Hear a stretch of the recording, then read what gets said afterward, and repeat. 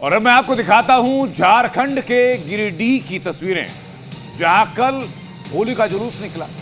होली के जुलूस पर पत्थरबाजी हुई, उसके बाद जबरदस्त हिंसा हुई। वहां गाड़ियों में आग लगा दी, दुकानों में तोड़फोड़ की गई, आगजनी की गई। तो फिर सवाल उठे कि झारखंड के शहर आखिरकार संभल जैसे क्यों बनते जा रहे हैं। हालांकि इस बार संभल शांत रहा, लेकिन झारखंड जरूर।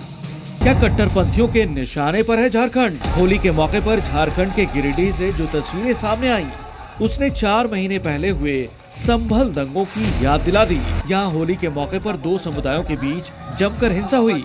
हिंदू मुस्लिम आबादी के बीच उन्माद पैदा हो गया। ईंट और पत्थर चले, सड़कों पर आगजनी की गई, दुकानें, बाइक और कार भी जला दिए गए।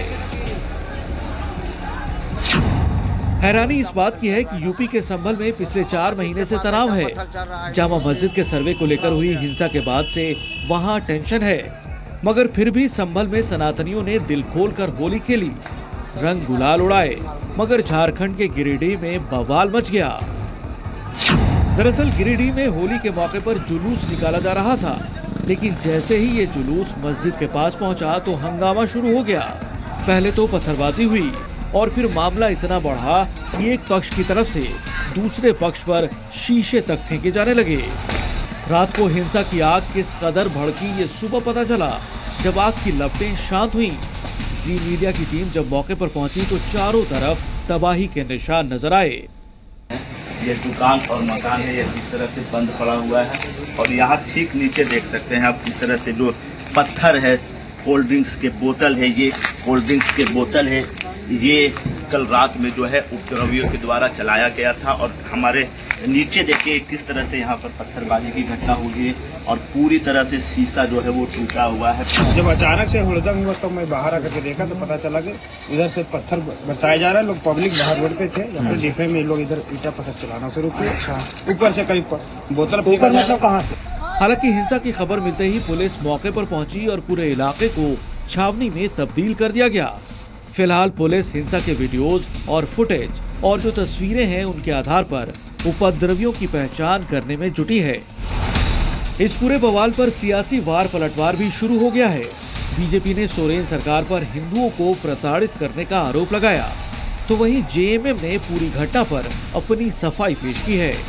जिस प्रकार से हिंदू समाज को प्रताड़ित करने का काम हेमंत सोरेन की सरकार करती है, हिंदू समाज के त्योहारों, चाहे वो दुर्गा पूजा हो, रामनवमी, होली हो, या किसी प्रकार के हिंदू समाज के जब महोत्सव होते हैं, उत्सव होते हैं, तो जो लोग खलल डालते हैं उसके पीछे हेमंत सोरेन की सरकार के कुछ ऐसे नुमाइंदे खड़े होते हैं। ये घटना दुखद है, दुर्भाग्यजनक है।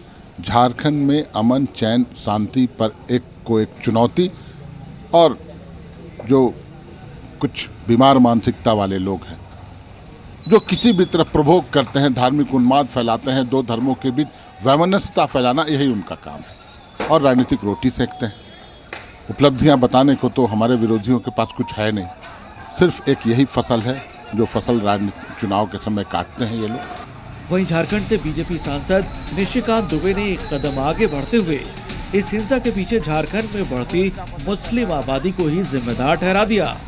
कम से कम 30 ऐसी विधानसभा है झारखंड में, बहुत छोटी, 81 में से 30 विधानसभा ऐसी है जिसमें कि वोटर 50% से लेके 150% तक बढ़े, 50% से लेके 150% तक बढ़े। और ये जो बढ़ाव है वो केवल बांग्लादेशी घुसपैठियों का है, बांग्लादेशी मुसलमानों का है। खास बात यह है कि कुछ दिन पहले ही झारखंड के हजारीबाग में भी हिंसा हुई थी। उस वक्त भी मामला हिंदू मुस्लिम पक्ष में विवाद के बाद बढ़ा था, और अब कुछ दिन बाद ही एक बार फिर झारखंड का गिरिडीह उसी नफरत की आग में झुलस रहा है। गिरिडीह से मृणाल सिंह के साथ ब्यूरो रिपोर्ट, जी मीडिया। और अब बात पंजाब जहां अपराध और अपराधियों के खिलाफ योगी मॉडल की तर्ज पर ऑपरेशन क्लीन चलाया जा रहा है। पंजाब पुलिस ने एक के बाद एक ताबड़तोड़ एक्शन लिए। भटिंडा और मोगा में बड़े अपराधियों पर शिकंजा कसा। जिसमें भटिंडा में मुठभेड़ हुई, उसके दौरान होटल में लूट के आरोपियों में शामिल सेना के 2 जवान भी गिरफ्तार किए गए, जिनके पास से बरामद हुई AK-47 राइफल। पंजाब में कानून व्यवस्था को दुरुस्त करने और बदमाशों पर लगाम लगाने के लिए अब योगी मॉडल अपनाया जा रहा है, जिसकी 2 तस्वीरें पंजाब के भटिंडा और मोगा से सामने आई। जहां भटिंडा में पुलिस ने 6 लुटेरों को मुठभेड़ के बाद गिरफ्तार किया।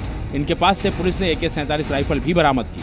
वहीं दूसरी तस्वीर मोगा की है, जहां शिवसेना नेता मंगत राय की हत्या के 3 आरोपी मुठभेड़ के बाद गिरफ्तार कर लिए गए। भटिंडा में भगवंत मान की फोर्स फुल एक्शन में नजर आई। पुलिस ने बदमाशों के पास से AK-47 राइफल और भारी मात्रा में कारतूस बरामद किए। AK-47 मिलने के बाद पुलिस ने जांच की तो चौंकाने वाला सच सामने आया। दरअसल ये पूरा मामला 11 मार्च को एक होटल में लूट से जुड़ा था, जिसमें लुटेरों के साथ सेना के 2 जवान भी शामिल थे, जिन्होंने अपनी यूनिट से AK-47 राइफल चुराई थी और पुलिस पर फायरिंग में इसी AK-47 राइफल का इस्तेमाल किया गया। मगर पुलिस ने बदमाशों के साथ दोनों सैनिकों को भी गिरफ्तार कर लिया। यूपी के योगी मॉडल की तरह बदमाशों को घुटनों पर लाने की दूसरी तस्वीर पंजाब के मोगा से आई, जहां होली की रात शिवसेना सिंधे गुट के नेता मंगत राम की गोली मारकर हत्या करने वाले 3 बदमाशों को पुलिस ने मुठभेड़ के बाद गिरफ्तार कर लिया। इस वारदात का CCTV सामने आया है, जिसमें बदमाशों से बचने के लिए मंगत राम एक मकान के गेट पर चढ़ने की कोशिश करते दिख रहे हैं, लेकिन बाइक सवार तीनों बदमाश वहां पहुंचते हैं और मंगत राम को गोली मार देते हैं। इस हत्याकांड के बाद पूरे इलाके में हंगामा मच गया और मंगत राम के परिवार के साथ उनके समर्थक बड़ी तादाद में सड़क पर उतर पड़े।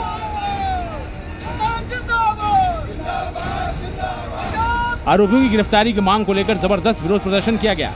पुलिस के मुताबिक इस हत्याकांड को आपसी रंजिश की वजह से अंजाम दिया गया था, जिसमें हुई गोलीबारी के दौरान एक बच्चे समेत 2 लोग घायल भी हो गए। पंजाब में अपराध के खिलाफ सीएम भगवंत मान का युद्ध जारी है। भगवंत मान ने साफ किया है कि पंजाब की छवि वो बदल कर रहेंगे। बहुत कोशिशां पंजाब नूं डिस्टर्ब करन दियां समय-समय ते चलदियां रहिंदियां ने।